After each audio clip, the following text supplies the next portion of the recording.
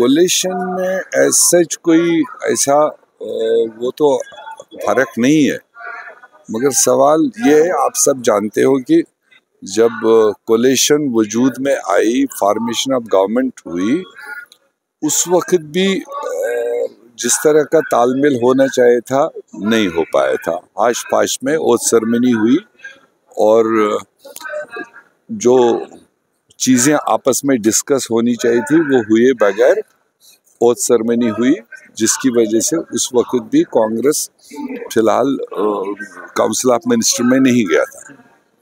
उसके बाद साल गुजर गया।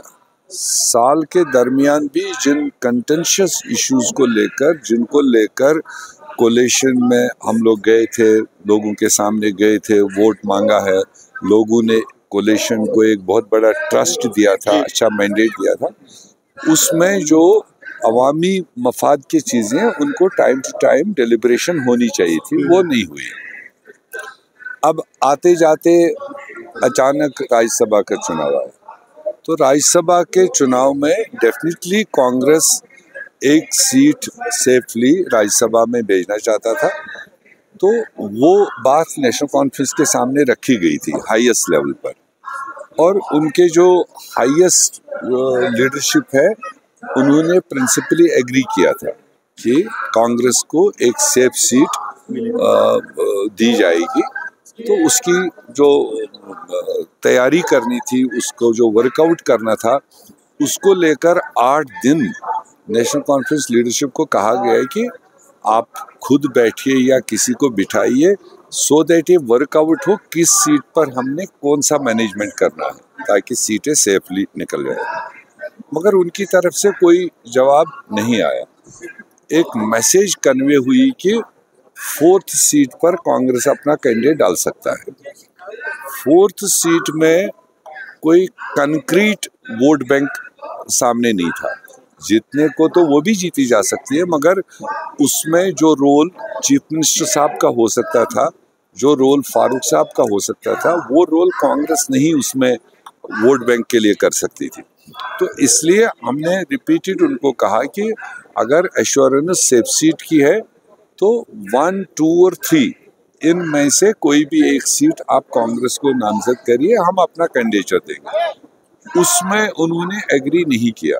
तो 4th सीट को लेकर कल जब हमारी डिटेल डिस्कशन हुई लीडरशिप के साथ, तो तय यही हुआ कि 4th सीट पर हम अपना कैंडिडेट नहीं देंगे, क्योंकि ये तो पहले ही एक वादा खिलाफी है।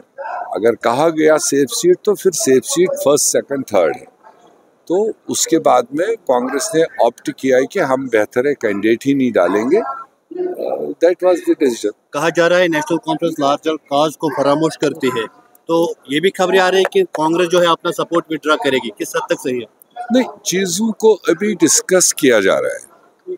अब देखो, बड़ा मैंडेट नेशनल कॉन्फ्रेंस को मिला, इसको तो कोई इनकार नहीं कर सकता है कोलिशन में। उसके कई सारे रीज़न है, वो इस वक्त डिस्कस नहीं की जा सकती, मगर हमारे सामने बड़ा मैंडेट लेकर नेशनल कॉन्फ्रेंस, हुकूमत उनके पास में है।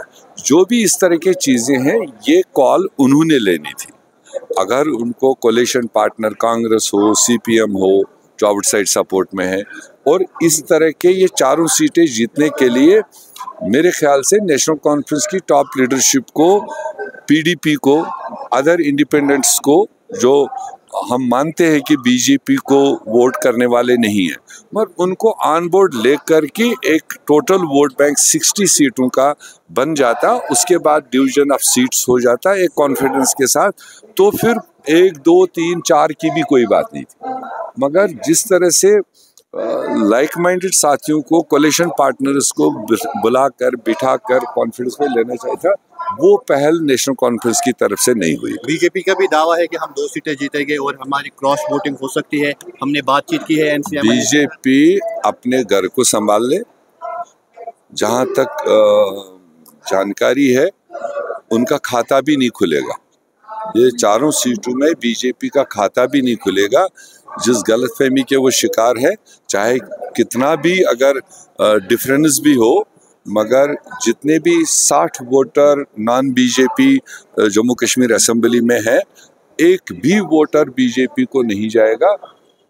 ये पॉसिबिलिटी है कि 4 की 4 सीटें नॉन बीजेपी प्लेटफार्म पर जीत के जाएंगे। Thank you.